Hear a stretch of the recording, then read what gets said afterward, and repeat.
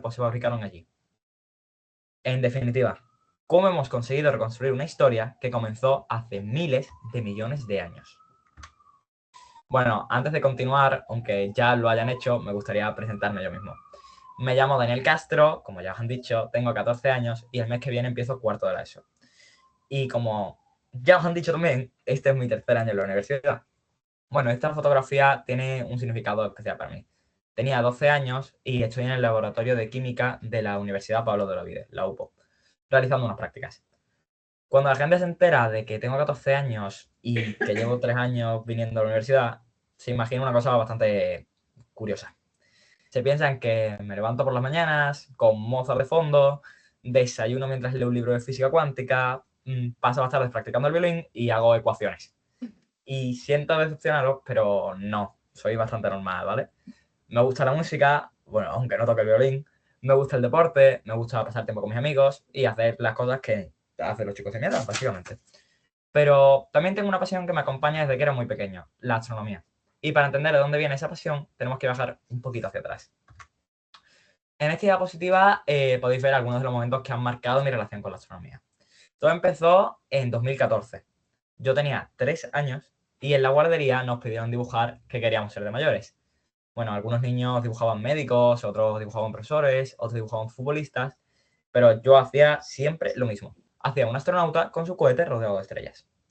Evidentemente, con 3 años no sabía nada de ingeniería espacial ni de cómo funcionaban las estrellas, pero ya tenía algo que considero fundamental para acercarse a la ciencia: curiosidad. Luego, alrededor de 2018, empecé a tener mi primer telescopio. Y el cielo dejó de ser algo que yo veía solamente en fotografías y pues pude empezar a observarlo por mí mismo. En 2021 empecé a hacer mis propias fotografías y descubrí que la astronomía podía ser mucho más que mirar al cielo con un telescopio. Podía ser una forma de investigar, hacer preguntas y, sobre todo, buscar respuestas. Y en 2026 he tenido mi primera gran observación. Pero aquellas preguntas fueron creciendo a lo largo del tiempo. ¿Cómo sabemos que existe un agujero negro si no podemos verlo? ¿Cómo conocemos la composición de una estrella que está a miles de años luz? ¿Cómo descubrimos planetas alrededor de otras estrellas? Poco a poco, la astronomía dejó de ser una afición para convertirse en una verdadera pasión y también en parte de mi futuro. Mi sueño es ser ingeniero aeroespacial, trabajar en el desarrollo de aeronaves y nuevas tecnologías. Y bueno, quién sabe, a lo mejor con un poco de suerte participar en un proyecto de exploración espacial. Desde hace 2 años, además, tengo la oportunidad de realizar en la Universidad Pablo de Olavide un proyecto de investigación sobre simulación molecular en nanomateriales aplicada a la purificación de hidrógeno. Que dicho así suena muy pedante, pero en pocas palabras investigo para desarrollar fuentes de energía más sostenibles y reducir la contaminación. Porque, al fin y al cabo, ¿de qué nos sirve llegar a otros mundos si estamos destruyendo el que ya tenemos? Para mí, explorar el espacio y cuidar nuestro planeta no son ideas contrarias. De hecho, todo lo contrario. La misma ciencia que nos permite estudiar otros mundos puede ayudarnos a comprender mejor el nuestro y construir un futuro más sostenible. Y quizá por eso me gusta tanto la ciencia, porque todo empieza con una pregunta, una curiosidad, un telescopio, una fotografía, y poco a poco esa pregunta puede convertirse en una pasión. En mi caso, todo empezó con un astronauta rodeado de estrellas, y todavía no sé hasta dónde me va a llevar, porque la astronomía no consiste simplemente en mirar por un telescopio, consiste en interpretar información y utilizar la física, la química y las matemáticas para responder preguntas sobre lugares a los que quizá nunca podremos viajar. Y precisamente eso es lo que vamos a hacer hoy. Bueno, tenemos un problema. ¿Cómo trabajamos a millones de años luz? Imaginaos que queremos estudiar una estrella situada a cientos, miles, millones de años luz de nosotros. Evidentemente no podemos ir hasta allí. No podemos acercarnos a la estrella con una nave y tomar muestras. Pero entonces, ¿cómo podemos saber absolutamente nada sobre una estrella que está tan lejos? ¿Cómo podemos saber de qué está hecha? Su temperatura, si se está moviendo, si tiene planetas a su alrededor, todo ese tipo de cosas. Y sobre todo, lo más increíble me parece cómo sabemos qué estaba ocurriendo allí hace cientos o incluso miles de años. Porque cuando miramos una estrella, no estamos recibiendo información de cómo es esa estrella en ese mismo instante. Estamos recibiendo información de cómo era cuando la luz que estamos viendo salió de ella. Y esa información ha viajado durante años, décadas, siglos o incluso millones de años hasta llegar hasta nosotros. Pero, claro, eso nos lleva a otra pregunta. ¿qué nos trae toda esa información? Y la respuesta está en algo que en verdad recibimos constantemente, aunque casi nunca nadie se da cuenta de ello. La luz. La luz es nuestro gran mensajero cósmico. Es lo que nos permite estudiar objetos que están a distancias que serían completamente imposibles de recorrer con una nave espacial. Y lo fascinante es que la luz no llega hasta nosotros simplemente para que podamos ver una estrella brillante en el cielo. La luz nos trae información. Nos puede contar de qué está hecha una estrella, qué temperatura tiene y responder a todas las preguntas que nos podamos hacer sobre ella. Es como si cada estrella nos enviara una pequeña carta a través del universo. El problema es que esa carta, claro, no está escrita con palabras, está escrita con luz. Y nosotros, con el paso de los años, hemos aprendido a leerla. Imaginaos que queremos estudiar una estrella que está a 500 años luz. Necesitamos otra manera de obtener información y hemos estado mucho tiempo buscándola, hasta que finalmente la hemos encontrado, la luz. Pero claro, no todo podía ser tan bonito. Hay un problemita. Toda la luz que nuestros ojos son capaces de ver representa únicamente una parte muy pequeña, casi ínfima, de toda la luz que existe. Nosotros estamos acostumbrados a pensar en la luz como aquello que vemos, pues los colores del arco iris, desde el rojo hasta el violeta. Pero la luz no termina ahí, ni muchísimo menos termina ahí. De hecho, nuestros ojos están bastante limitados teniendo en cuenta todo lo que hay para ver. Solo son capaces de detectar una pequeña región de todo el espectro electromagnético. Y esto es especialmente importante cuando hablamos de astronomía, porque el universo no emite solamente la luz que nosotros podemos ver. El universo está constantemente enviándonos información en muchas otras formas de radiación, que nuestros ojos siempre serán completamente incapaces de detectar. Eso es precisamente lo que llamamos espectro electromagnético. La idea es muy sencilla. Toda la luz forma una enorme familia, en la que encontramos las ondas de radio, las de microondas, infrarrojos, que son los más conocidos, la luz visible, que es la que vemos nosotros, los ultravioletas, los rayos X y los rayos gamma. Todas son luz, pero tienen diferentes características y cantidades de energía. Y por eso, cuando miramos al cielo, no estamos viendo todo lo que existe, sino solamente una pequeña parte. Es como si el universo fuera un libro enorme y nuestros ojos solo pudieran leer unas pocas páginas. Por suerte, los telescopios que hemos desarrollado pueden detectar tipos de luz que nosotros no podemos ver. Con el infrarrojo podemos observar objetos ocultos tras grandes cantidades de polvo. Con los rayos X, fenómenos muy energéticos. Con las ondas de radio, señales que nuestros ojos nunca podrían ver. Por eso, los astrónomos utilizan instrumentos capaces de observar diferentes tipos de luz. Cada uno nos cuenta una parte distinta de la historia. Es como tener unas gafas especiales, con una vemos algo que con otra estamos oculto, y si utilizamos todas juntas, conseguimos una imagen mucho más completa y mucho más nítida del universo. Así que, cuando veamos imágenes tomadas en diferentes partes del espectro, recordad, no estáis viendo universos diferentes. Estamos viendo el mismo universo, pero utilizando distintos tipos de luz. Hasta ahora hemos visto que nuestros ojos solo detectan una pequeña parte de toda la luz que existe. Pero entonces, ¿para qué sirve todo lo que no podemos ver? Precisamente porque cada tipo de luz, como ya he dicho antes, nos cuenta una historia diferente. Cada tipo de luz es una herramienta. Por ejemplo, al observar una misma región del espacio en infrarrojos, descubrimos objetos detrás de nubes de polvo que estaban ocultos. Mientras que, bueno, las ondas de radio, como he dicho antes, encontramos fenómenos que nuestros ojos no pueden detectar, y así con todas. Es como si quisieras ver cómo es una casa. La miras desde fuera, puedes también utilizar una cámara térmica, puedes escuchar lo que ocurre dentro, puedes usar un detector para saber si hay electricidad. Cada herramienta nos proporciona una información diferente. Con el universo pasa algo parecido. Pero ahora nos falta algo fundamental. Hemos aprendido a utilizar la luz para observar el universo. Pero claro, tenemos que aprender a leerla. Porque la luz no solo nos permite hacer imágenes bonitas del espacio, también puede decirnos de qué están hechas las estrellas. Y para descubrirlo tenemos que fijarnos en algo que aparece cuando descomponemos la luz, los espectros. Cuando la luz atraviesa un gas, algunos colores desaparecen. Y aquí ocurre algo muy curioso. Cada elemento deja una marca diferente a la luz, como si tuviera su propia huella. El hidrógeno tiene la suya, el helio la suya, el oxígeno la suya. Así podemos saber qué elementos hay simplemente estudiando la luz. Como el DNI de cada uno. Aunque, bueno, no estamos hablando de fantasmas, ¿vale? Aquí no nos hace falta ningún Iker Jiménez. Lo que necesitamos es un espectroscopio. Gracias a esto podemos saber de qué está hecha una estrella sin tener que viajar hasta ella. Y también podemos estudiar planetas que están a cientos o miles de años luz, buscando la marca que dejan sus elementos. Es decir, podemos conocer de qué está hecho un planeta que está lejísimo solo estudiando la luz que nos llega a través de él. Y esto nos lleva a otra pregunta, como prácticamente todo. Si podemos estudiar planetas tan lejanos, ¿podemos encontrar alguna señal de que no estamos solos? Yo sé que es un tópico, pero tenía que tocar el tema. ¿Estamos solos en el universo? Esta es probablemente una de las preguntas más antiguas y más fascinantes que nos hemos hecho como especie. Durante miles de años, la única respuesta siempre ha sido, bueno, no lo sabemos. Podíamos mirar al cielo, observar las estrellas y preguntarnos si, en algún lugar de toda esa inmensidad de masa negra, habría alguien más mirando hacia arriba y haciéndose exactamente la misma pregunta. Pero durante mucho tiempo no hemos tenido manera de comprobarlo. Pero hoy la situación, por suerte, ha cambiado muchísimo. La tecnología nos ha permitido observar el universo con un nivel de detalle que hace apenas unos siglos habría parecido imposible. Ahora podemos analizar la luz de las estrellas que están a distancias enormes, estudiar sistemas planetarios muy lejanos y buscar lugares que puedan tener condiciones parecidas a las que conocemos en nuestro propio planeta. Y aquí aparece algo que ha cambiado completamente nuestra perspectiva. Nuestro sistema solar no es algo único. Durante mucho tiempo solo conocíamos los planetas de nuestro propio sistema solar. Y quizá tenía sentido pensar que nuestro sistema era algo excepcional.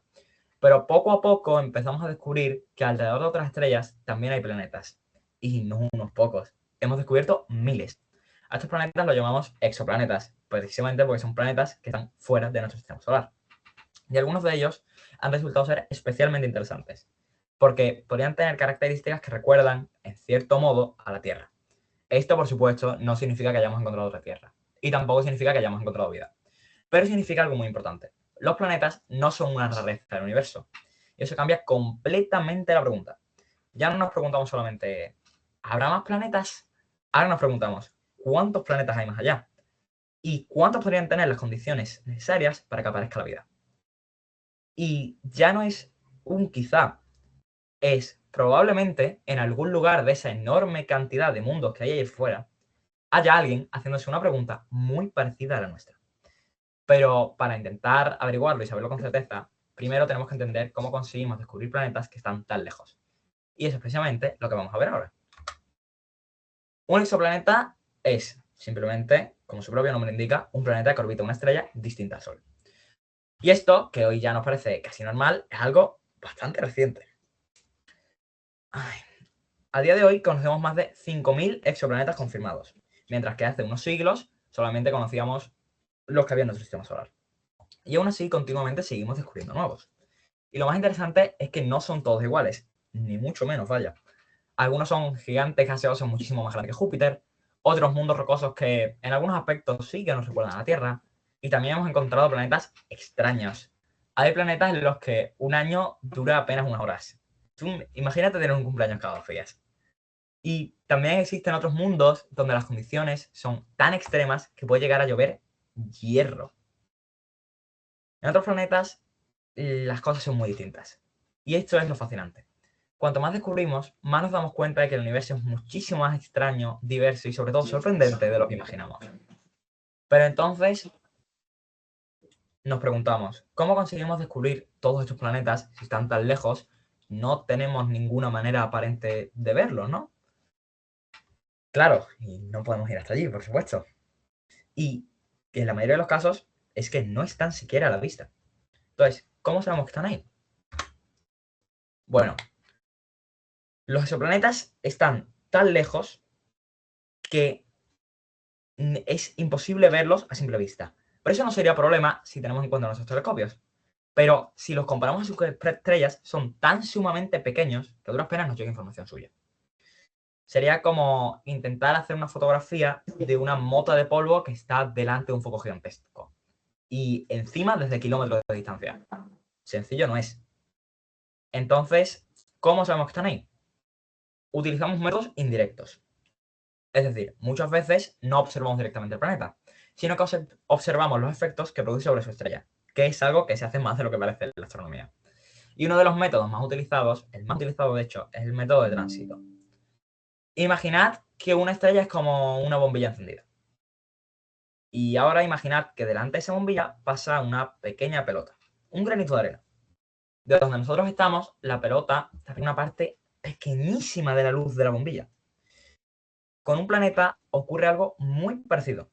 Si un planeta pasa justo por delante de su estrella, desde nuestro punto de vista, bloqueará una pequeña parte de la luz que recibimos de ella. El problema es que esa disminución de brillo es minúscula. No es que la estrella se apague de repente y parpadee y tú digas, anda, mira, ahí está el planeta. No, ni mucho menos. La estrella se vuelve un poquito menos brillante. Tan poquito que nuestros ojos no lo verían.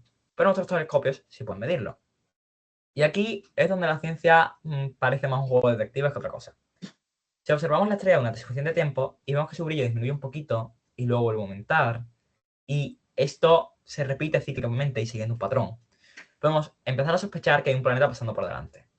Y si esa disminución vuelve a producirse una y otra vez con la misma frecuencia, tenemos una pista todavía más fuerte. Es como si el planeta dijera, hola, mira, no me podéis ver, pero estoy aquí. A partir de esas pequeñas variaciones en el brillo, podemos tener muchísima información. Podemos calcular aproximadamente el tamaño del planeta, cuánto tarda en completar una vuelta alrededor de su estrella y conocer muchas características sobre su órbita. Y lo increíble es que todo esto lo podemos averiguar sin haber visto el planeta en ningún momento, simplemente observando cómo afecta la luz de su estrella. Así que, una vez más, nos ayuda la de siempre, la luz. Porque la luz no solo nos permite estudiar estrellas, como estamos viendo, también nos ayuda a descubrir mundos que están orbitando alrededor de ellas. Y ahora que sabemos que hay miles de exoplanetas y que podemos detectarlos incluso sin verlos directamente, podemos empezar a hacernos una pregunta todavía más interesante. ¿Podría alguno de esos mundos tener vida? Bueno, esta es de las partes que más me impresionan, por supuesto, como a todo el mundo, creo yo. Porque no solo somos capaces de descubrir que un planeta existe, podemos estudiar su atmósfera. Y pensad en lo increíble que es esto. Estamos hablando de un planeta que puede estar a cientos o miles de años luz de nosotros. No podemos viajar hasta allí, no podemos aterrizar, ni mucho menos coger una muestra de esa atmósfera y traerla de vuelta. Pero podemos estudiarla desde aquí. ¿Cómo? Pues cuando el planeta pasa delante de su estrella, ocurre algo muy interesante. Una pequeña parte de la luz de la estrella no la tapa el planeta, sino que atraviesa su atmósfera antes de llegar a nosotros. Y esa atmósfera, obviamente, modifica ligeramente esa luz, muy ligeramente, como si la atmósfera le dejara una pequeña huella. Y esa huella tiene muchísima información.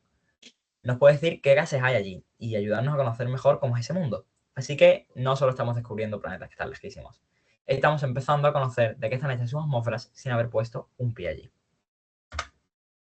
Bueno, ¿cómo sería una atmósfera? ¿Os acordáis de las líneas espectrales de las que hablábamos antes? Pues ahora nos vuelven a aparecer. Cada gas absorbe determinadas partes de luz y deja un patrón característico. El vapor de agua deja unas marcas, el dióxido de carbono también, el metano deja otras, como si cada gas tuviera su propia firma. Y nosotros ya conocemos esas firmas porque podemos estudiarlas aquí, en la Tierra. Entonces, hacemos algo bastante increíble. Recibimos la luz que viene de un planeta lejano, estudiamos su espectro y buscamos esas mismas señales. Y si encontramos la señal característica de un determinado gas, podemos decir, parece que este gas está presente en esa atmósfera. Y todo esto sin salir de nuestro planeta. Como si pudiéramos hacer un análisis de laboratorio, pero con una muestra que viene desde cientos o miles de años de luz. Y aquí la astronomía vuelve a parecer un poco de magia. Siempre parece un poco de magia, pero no es magia, es física. Bueno, ¿y qué buscamos realmente en esas huellas? Pues una vez conocemos la composición de la atmósfera, la siguiente pregunta es bastante lógica. ¿Qué buscamos? Hay algunos gases que resultan especialmente interesantes. El vapor de agua, por ejemplo, porque el agua líquida es fundamental para la vida tal y como la conocemos nosotros. El oxígeno, el metano, el dióxido de carbono. Todos ellos pueden darnos una pista sobre cómo es ese planeta. Y antes de seguir, quiero aclarar una cosa porque aquí hay un error muy común y me estresa mucho. Mucha gente piensa que encontrar oxígeno es encontrar vida, pero no, no es así, ni muchísimo menos. Existen procesos geológicos y químicos capaces de producir oxígeno sin necesidad de que exista ningún ser vivo. Por eso, en la ciencia se intenta ser muy prudente. Una única prueba nunca es suficiente. Necesitamos reunir un montón de evidencias antes de sacar conclusiones. Y aquí es donde aparecen las biofirmas. Una biofirma es cualquier señal que podría indicar la presencia de vida. Por ejemplo, la combinación de oxígeno y metano en grandes cantidades resulta especialmente interesante. ¿Por qué? Porque ambos gases reaccionan entre sí. Si los encontramos juntos durante mucho tiempo, significa que algo los está reponiendo continuamente. En la Tierra, ese algo es principalmente la vida. Eso no significa que tenga que ser siempre así, pero sí convierte ese planeta en un candidato muy interesante para futuras investigaciones. Durante toda la historia de la humanidad, nos hemos preguntado si estamos solos en el universo. Y por primera vez empezamos a tener herramientas para intentar responder esa pregunta de forma científica. Telescopios como el James Webb ya están analizando atmósferas de exoplanetas con un nivel de detalle impensable hace apenas unas décadas. En los próximos años llegarán telescopios todavía más potentes. puede que no encontremos vida mañana, ni dentro de 10 años. Pero nunca antes habíamos estado tan cerca de poder responder una pregunta que nos hemos hecho desde que el ser humano empezó a mirar al cielo. Y, por supuesto, toda esa búsqueda depende de algo de lo que ya hemos hablado y de lo que vamos a tener que seguir hablando. Y esta es la luz. Pero ahora vamos a cambiar un poco esa perspectiva. Pues hasta ahora hemos hablado de planetas, de espectros, de cómo los detectamos. Pero vamos a hablar de las que son las verdaderas protagonistas del universo, las estrellas. Las estrellas son las auténticas protagonistas del universo. Iluminan las galaxias, calientan los planetas y, como veremos ahora, también son las responsables de crear la mayoría de los elementos químicos que existen. Pero, aunque desde la Tierra parezcan eternas, las estrellas también nacen, viven y mueren. Todo empieza en enormes nubes de gas y polvo, llamadas nebulosas. Estas nubes contienen principalmente hidrógeno y helio. Poco a poco, la gravedad hace que el material comience a concentrarse en algunas zonas. Cuanto más material se acumula, mayor es la gravedad y más gas atrae. Es un proceso que puede durar millones de años. Cuando la temperatura y la presión del núcleo son suficientemente altas, ocurre algo extraordinario. Nace una estrella. Pero, ¿qué significa exactamente que nazca una estrella? Significa que en su interior empieza a ocurrir algo increíble. Los átomos de hidrógeno comienzan a unirse y forman helio. En ese proceso se libera una cantidad enorme de energía. Esa energía es la que hace que la estrella brille y emita calor. Por eso el Sol brilla, porque en su interior están ocurriendo millones de reacciones cada segundo. Durante la mayor parte de su vida, una estrella está en una especie de equilibrio. Por un lado, la gravedad, que está intentando apretarla hacia adentro, y por otro, la energía que produce en su exterior está intentando empujarla hacia afuera. Mientras estas dos fuerzas están equilibradas, la estrella puede mantenerse estable durante millones o incluso miles de millones de años. Pero tarde o temprano ese equilibrio cambia. Y es cuando empieza una nueva etapa en la vida de la estrella. Pero bueno, vamos a volver brevemente a la pregunta del principio. ¿De dónde vienen los átomos que forman nuestro cuerpo? Hemos hablado de la luz, de las estrellas, de los planetas, pero nos falta una pieza importante. ¿Dónde se fabrican los elementos que forman todo lo que conocemos? El hidrógeno y el helio son muy antiguos. Bueno, de hecho son los más antiguos. Se formaron poco después del Big Bang. Pero, ¿y el carbono, el oxígeno, el hierro y otros muchos elementos? La respuesta está en casi todas las ocasiones en las estrellas. Las estrellas son enormes fábricas cósmicas. En su interior hay tantísima temperatura y presión que pueden crear elementos nuevos. Y lo más increíble es que cada elemento tiene su propia historia. Algunos nacieron en el Big Bang, otros dentro de las estrellas y otros en fenómenos todavía más violentos. Cuando miramos la tabla periódica, técnicamente podemos verla como una historia del universo escrita en elementos químicos. Y en el sistema solar también forma parte de esa historia. Cuando nació, hace unos 4.600 millones de años, estaba hecho de gas y polvo, que contenía materiales creados por estrellas que habían existido mucho antes. El carbono de nuestro cuerpo, el oxígeno que respiramos, el calcio de nuestros huesos o el hierro de nuestra sangre. Todo eso ya estaba ahí antes de que existiéramos nosotros.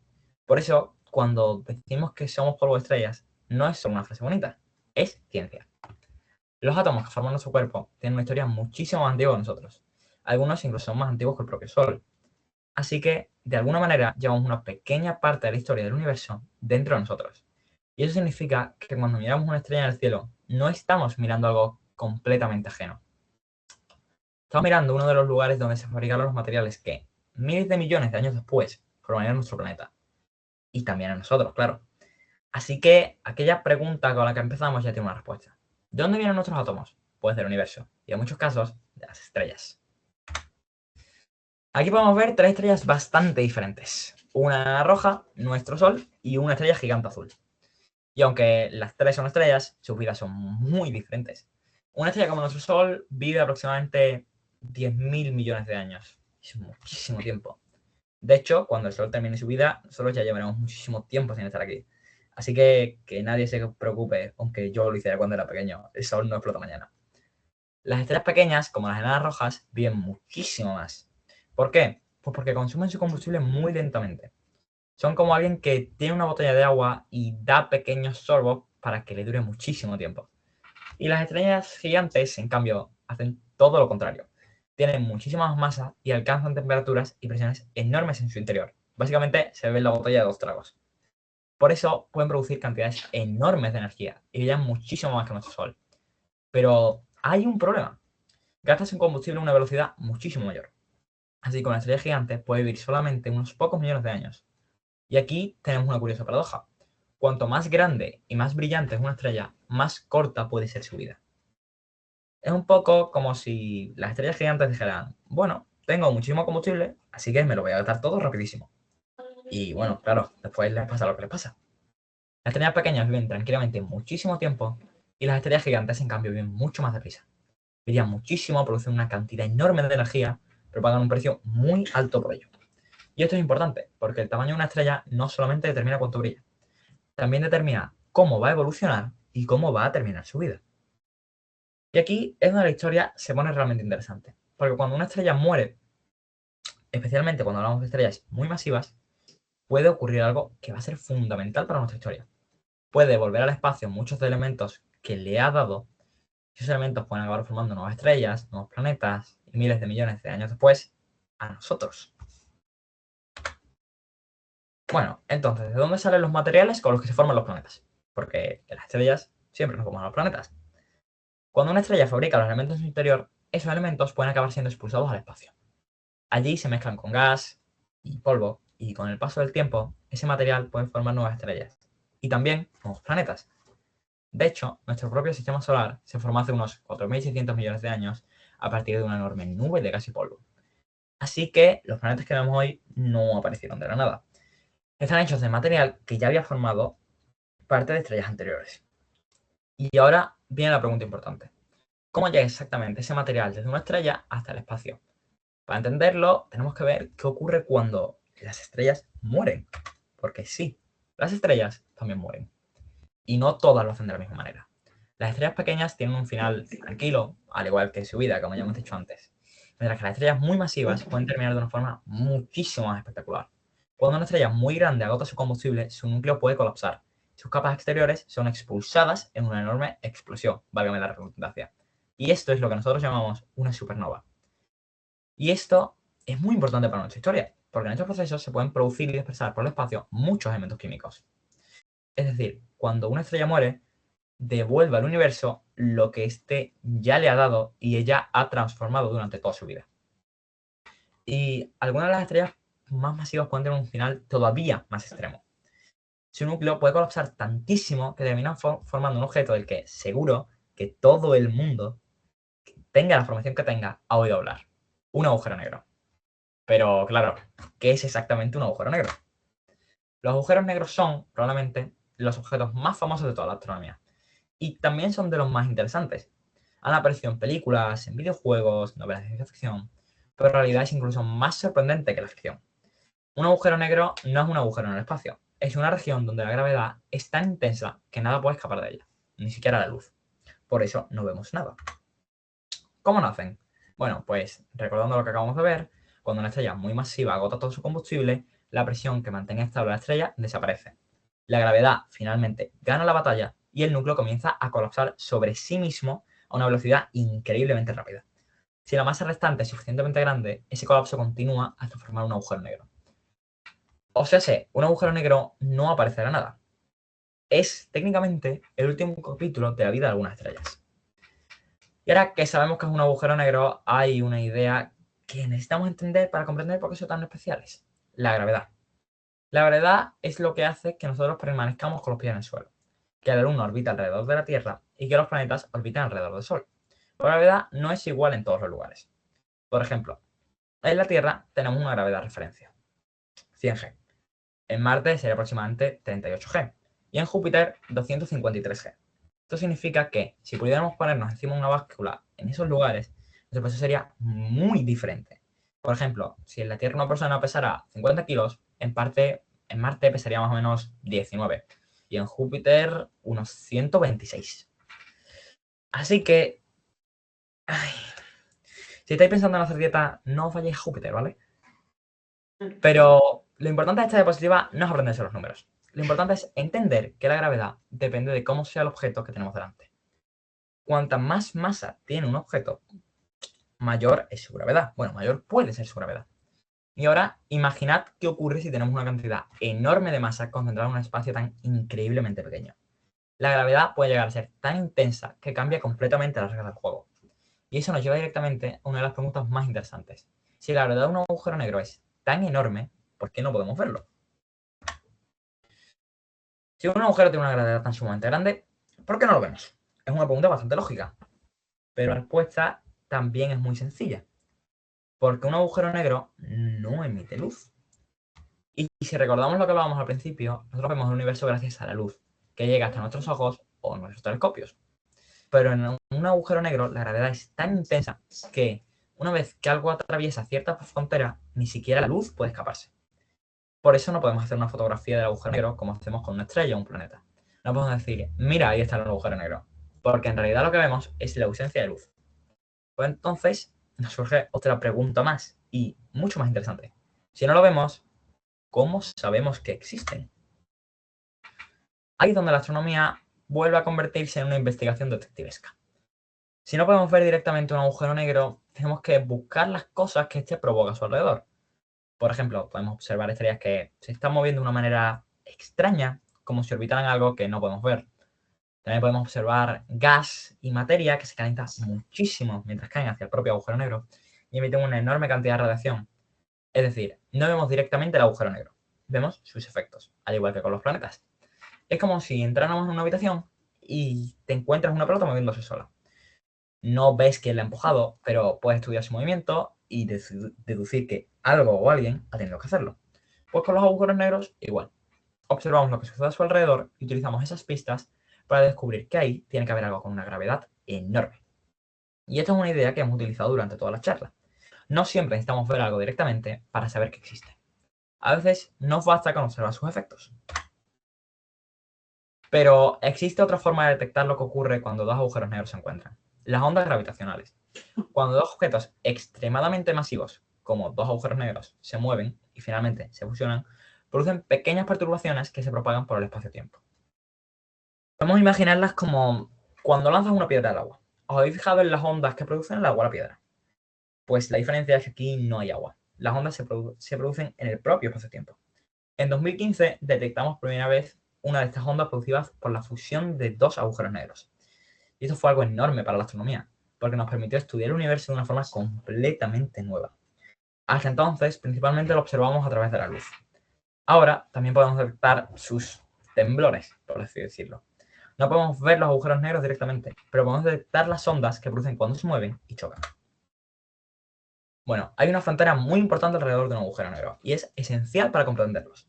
Se llama horizonte de sucesos. Y es el punto a partir del cual ya no existe ninguna posibilidad de escapar.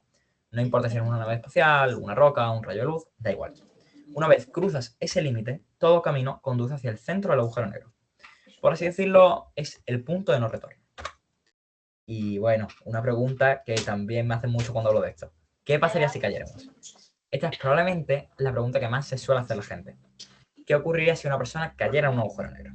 Depende del tamaño del agujero negro, por supuesto, pero en muchos casos la diferencia de gravedad entre la cabeza y los pies sería tan sumamente enorme que tu cuerpo comenzaría a estirarse. A este proceso se le conoce popularmente como espaguetificación. Y por el nombre te suena casi divertido, pero no lo sería. Bueno, los agujeros negros también nos enseñan algo muy extraño sobre el tiempo. Según la teoría de la relatividad de Einstein, la gravedad no solo afecta al espacio, también afecta al tiempo. Cuanto mayor es la gravedad, más lentamente transcurre el tiempo. Esto significa que, para un observador lejano, una persona que se acerca al horizonte de sucesos, cada vez parecería moverse más y más despacio, hasta el punto en el que daría la impresión de quedarse congelada justo antes de cruzarlo. Sin embargo, para la persona que está cayendo, el tiempo seguiría transcurriendo con total normalidad. Es una de las consecuencias más sorprendentes de la relatividad. Durante muchísimo tiempo pensamos que fotografiar un agujero negro era imposible, porque bueno, al fin y al cabo no emite luz. Pero en 2019 tuvimos un hito histórico. Un proyecto internacional llamado el Event Horizon Telescope consiguió obtener la primera imagen de un agujero negro. En realidad, lo que vemos no es el agujero negro en sí, sino el material extremadamente caliente que gira a su alrededor. En el centro aparece una región oscura. Esa sombra corresponde al horizonte de sucesos.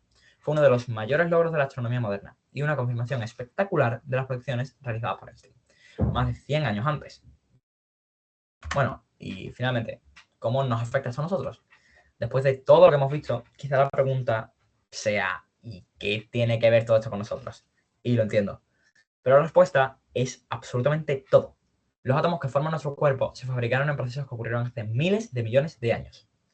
el carbón de nuestras células, el oxígeno que respiramos, el calcio en nuestros huesos o el hierro en nuestra sangre tienen una historia mucho más antigua que nosotros. Somos parte de esas historias. Y lo más increíble es que somos capaces de mirar al universo y preguntarnos de dónde venimos. Porque no solo vivimos en el universo, somos universo. Así que la próxima vez que miréis el cielo, quizá no veáis solamente estrellas. Recordad que muchos de los átomos que forman nuestro cuerpo tienen una historia que comenzó hace miles de millones de años. Fueron creados en estrellas, viajaron por el universo y terminaron formando planetas. Y finalmente a nosotros. Por eso, cuando miramos el cielo, no estamos mirando algo completamente ajeno a nosotros. Estamos mirando nuestra propia historia. Y ahora, quizá entendáis un poquito mejor por qué somos polvo de estrellas. Muchas gracias.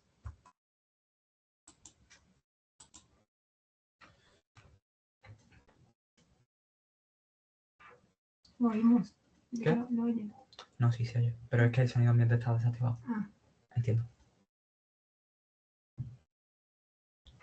Muchísimas gracias, Daniel. Ahora quisiera invitar al público a que cualquier duda que queráis plantearle a Daniel, estamos aquí, vamos a acercar el micrófono, así que por favor levantad la mano que quiera dirigir unas palabras a Daniel. Yo soy para responder todas las preguntas.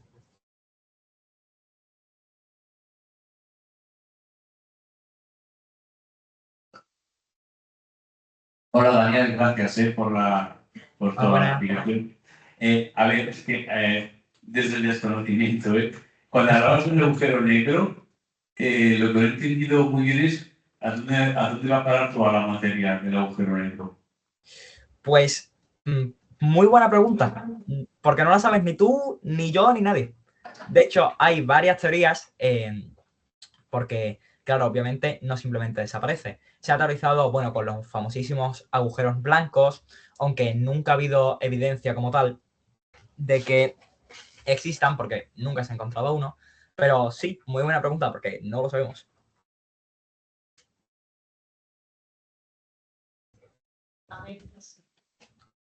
¿Alguien más que tenga alguna pregunta?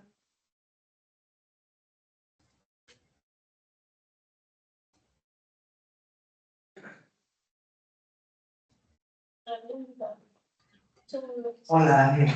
Muchas gracias por la charla. Fantástica.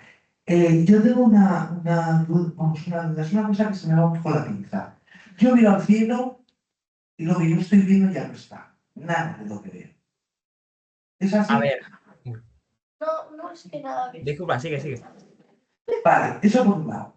Que eso me chirría.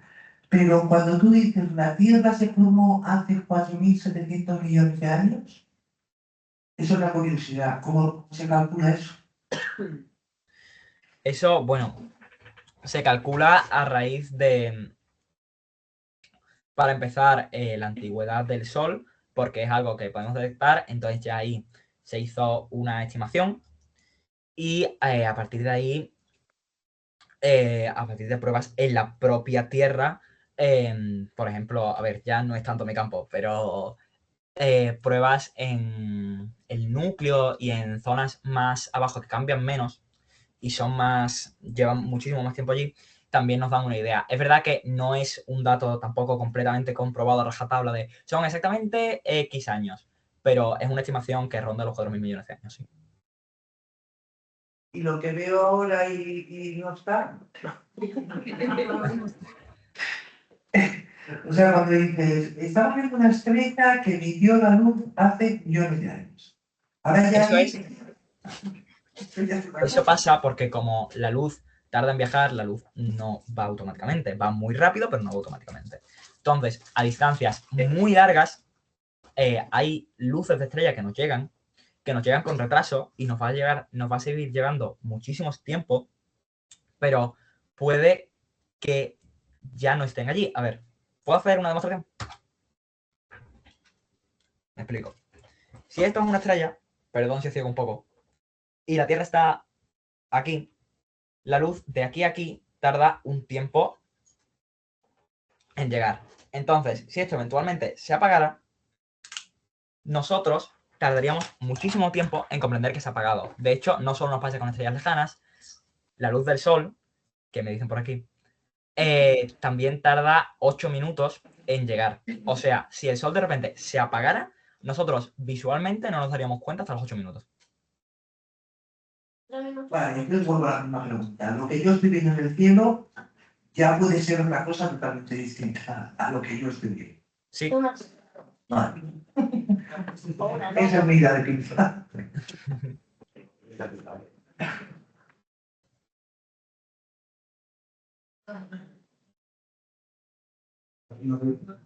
No sé si es pregunta. Tú sabrás. Prueba.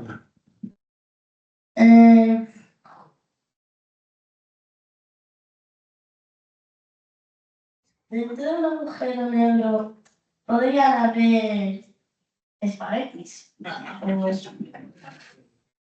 Eso será raro. a ver, por poder se puede. Sí. Lo que pasa es que el tiempo para llegar allí no... incluso, de hecho, te diría que si lo hubiéramos mandado desde la formación de la Tierra hasta el agujero negro más cercano, todavía no habría llegado.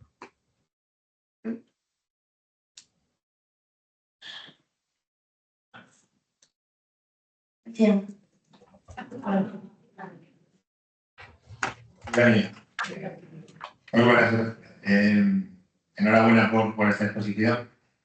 Yo te voy a hacer unas preguntas. Has comentado así un poco de pasar a aquello de que el espacio-tiempo no es lineal, que hay modificaciones en ese espacio-tiempo cuando estamos estudiando los agujeros negros.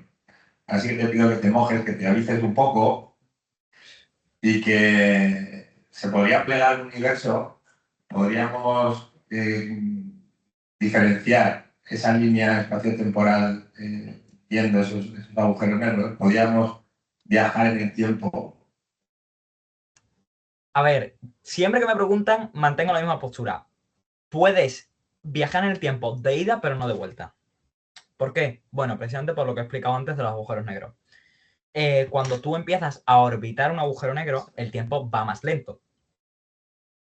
Entonces, si tú consigues acercarte lo suficiente como para no entrar, pero sí para orbitarlo durante, pongámosle, un año, cuando tú salgas, tu percepción del tiempo ha sido un año, claro. Pero a lo mejor en la Tierra han sido 10 años, 100 años. Entonces, puedes, pero no es eficiente.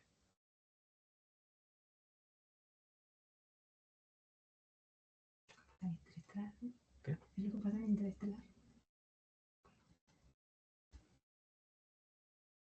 ¿Alguien más tiene alguna pregunta? Aprovechar el momento, lo tenía que analizar.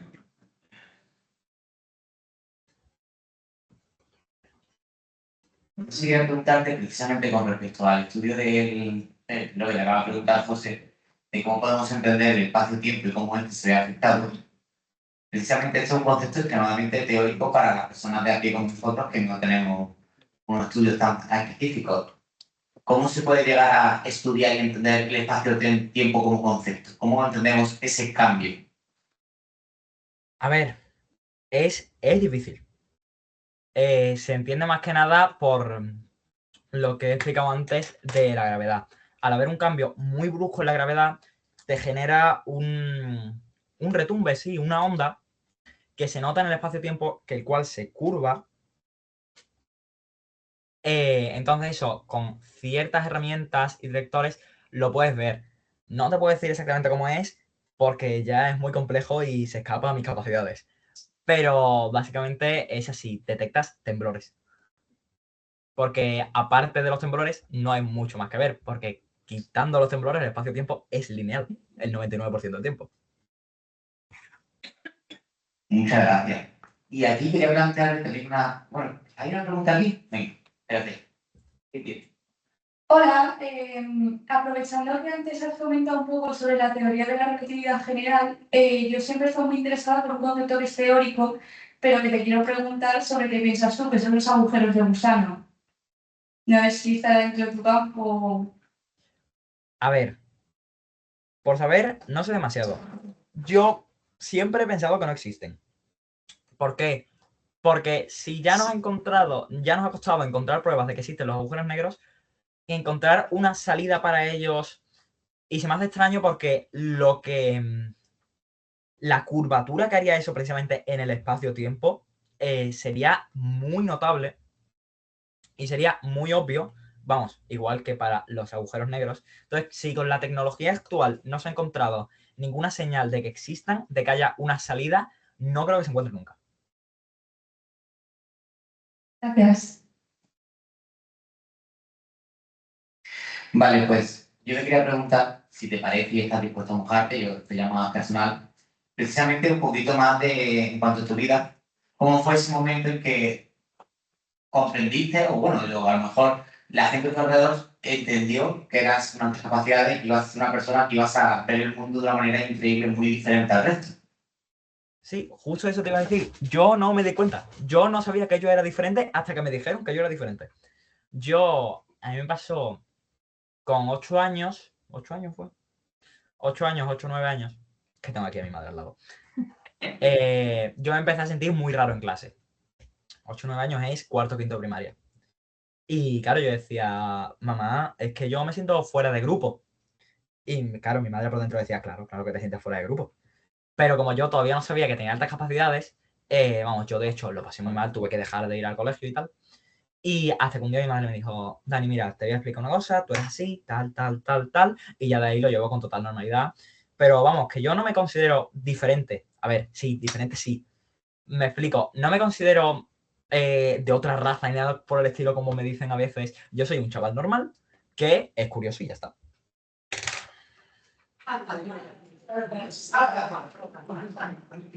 La verdad, se agradece esa visión más humana, más cercana.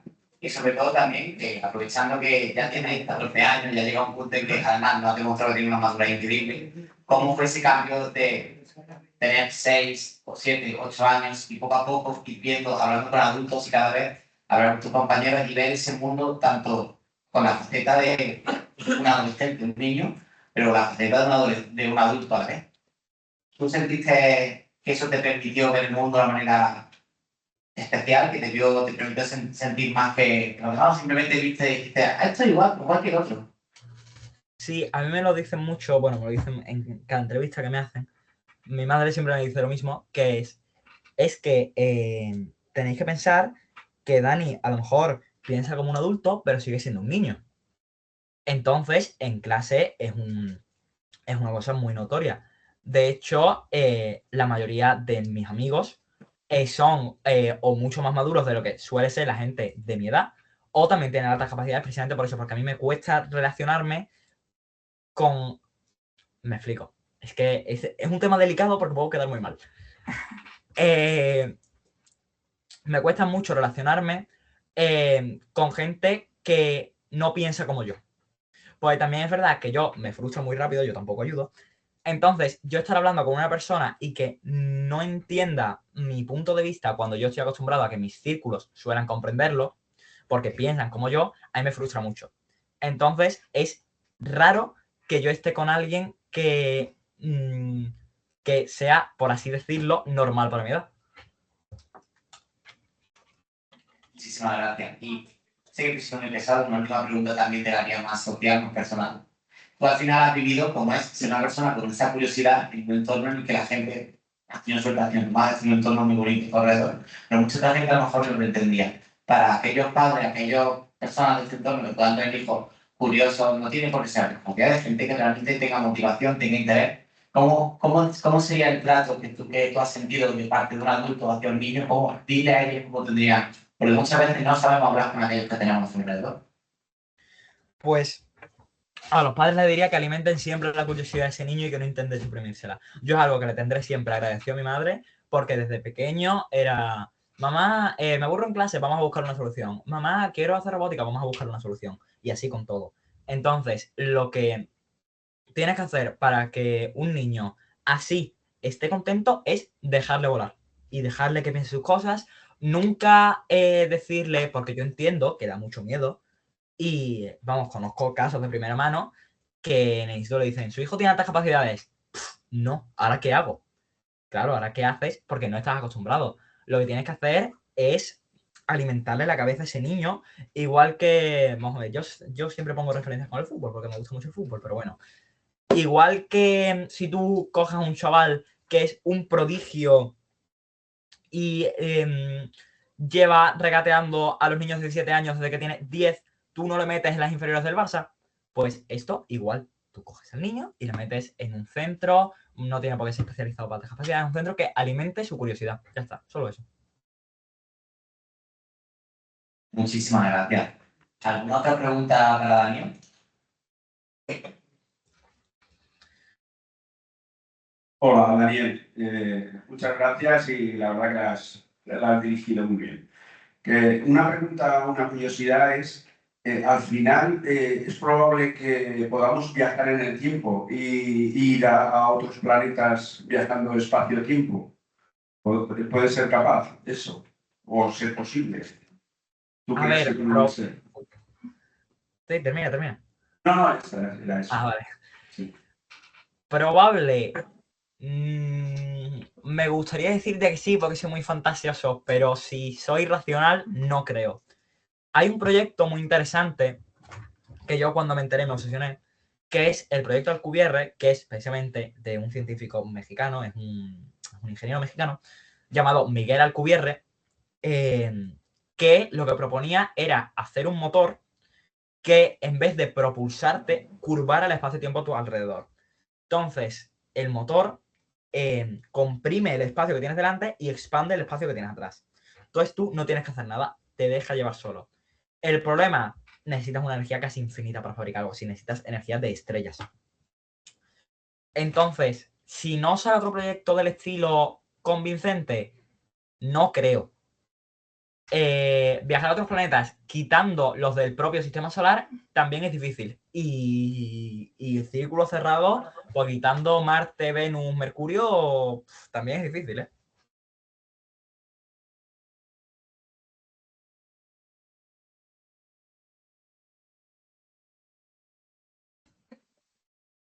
Hola, Daniel. Si lo primero que te he preguntado antes. A ver, que tengo una pregunta que me hago siempre y de verdad es que no tengo ni idea y a lo mejor es una barbaridad lo que te voy a decir, pero ¿alguna vez el ser humano podría viajar a la velocidad de la luz o eso es imposible? A ver, teóricamente puedes viajar no a la velocidad de la luz, pero sí a una velocidad muy cercana, del estilo 99,9%. Claro, a nivel teórico. A nivel práctico, ¿qué le pasa a un humano si viaja a la velocidad de la luz? Que se deforma. Las partículas se deforman y se espachurra y se desmiembra. Entonces, teóricamente, ¿es posible hacer un objeto que vaya a la velocidad de la luz? Casi a la velocidad de la luz, sí, a la velocidad de la luz, no. Prácticamente, ¿es posible que un humano o cualquier cosa hecho por un humano, porque se deformaría, viaje a la velocidad de la luz? No. Vale, gracias. Y escucha otra cosa que te quiero decir. Con toda tu trayectoria tan joven y todo este conocimiento que tienes, la pregunta que te quiero hacer es, si tú no hubieras tenido esta super pasión por la astronomía, ¿tú crees que hubieras llegado hasta aquí? No, porque a mí me lo dijeron una vez cuando era más pequeño. Me dijeron, tú puedes entrenar cómo hablas, tú puedes aprender a investigar mejor, tú puedes aprender a manejarte en 10.000 programas, pero el brillo en los ojos cuando hablas de lo que te gusta no lo vas a poder entrenar nunca. Entonces, para mí, como es algo que me encanta y que no me cuesta hacer para nada, pues no me supone llegar llegar aquí para mí no ha sido un esfuerzo, ha sido disfrutar del camino. Muchas gracias, Dani. Nada.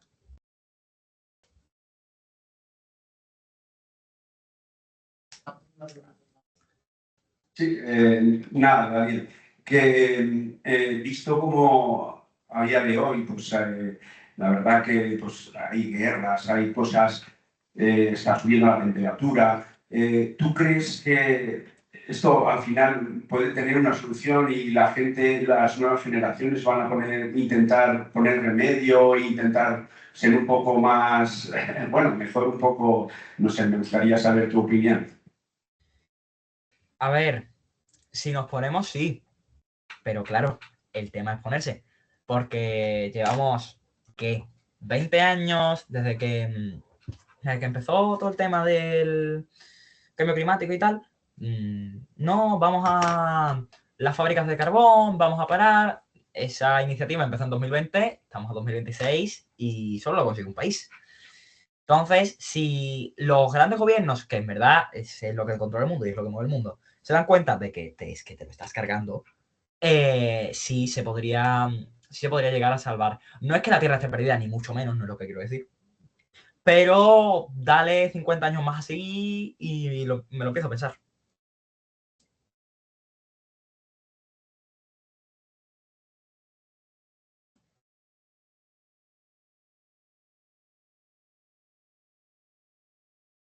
Daniel, he pensado mucho cómo hacerte esta pregunta, porque tú decías que el ser humano está formado por átomos. ¿Y cómo me puedes explicar entonces cómo ha sido el proceso de la evolución del hombre? Si estamos formados por estrellas que han muerto, ¿sí? No sé si soy clara. Sí, a ver, creo que entiendo la pregunta. Desde un inicio, no es que... me explico, a lo mejor se ha entendido mal. No es que los átomos se vayan uniendo a ti, es que las amebas de las que salimos ya estaban formadas por esos átomos que solo se han ido transformando. Entonces, lo que hacemos es ir sencillamente añadiendo átomos que ya existen a lo largo de la cadena evolutiva, obviamente distintos. No tenemos la misma composición genética, ni mucho menos que cuando salimos del agua. Pero en esencia, lo que hacemos es eso, solamente vamos añadiendo. Gracias. ¿Alguna duda por el fondo norte? Que os veo muy calladitos. Ay. Pues bueno, viendo que ya aquí la curiosidad o ha sido saqueada o está que no saben cómo expresarla, te invito si quieres a dar una pequeña despedida porque yo creo que ha sido un placer para todos nosotros poder tenerte hoy aquí.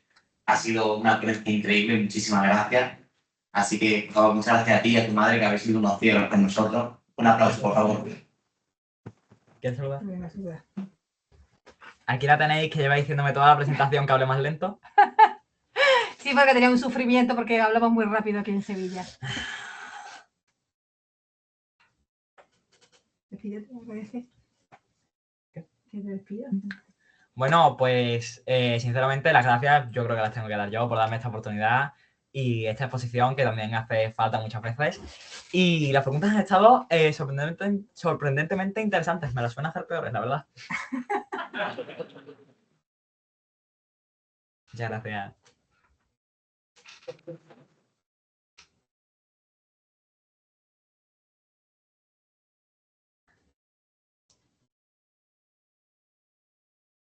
Daniel, muchísimas gracias y ahora procedemos a despedirnos. Esperamos volver a vernos cuando el polvo de estrellas nos lo decida. Muchas gracias. Dios, ten una buena noche.